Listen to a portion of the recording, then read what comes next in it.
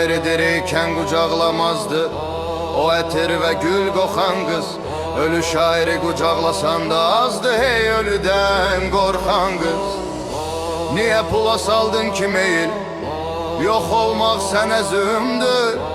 Ölüm ki şaire hak değil, şairin hakkı ölümdür. İstemezdim ne heykel ne de daş olum, dodaklarda gülüş yanaklarda yaş olum.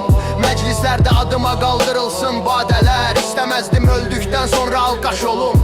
Herkes danıştı, bir mən sustum, İçimdekileri sana hiç demedim ki. Biraz ruhumdan varağa kustum, İnan et şair olmak istemedim ki. Tanrıdan gelen Tanrıya gider, yegin sözlerimi kınayarsan.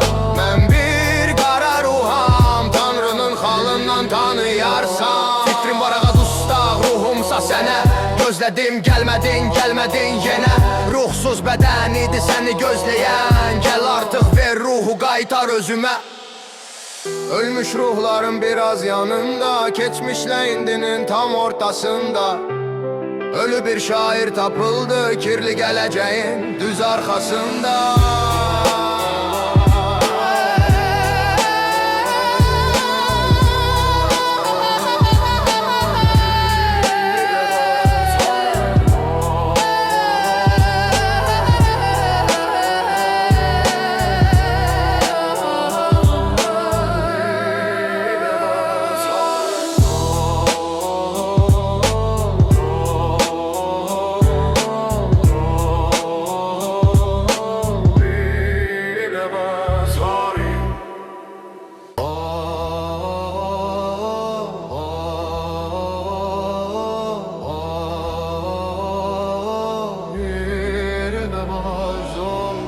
Şairi diriyken kucaklamazdı o etir ve gül kokan kız.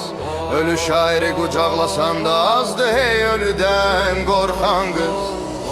Niye pula saldın ki meyil, yok olmak sene zümdür. Ölüm ki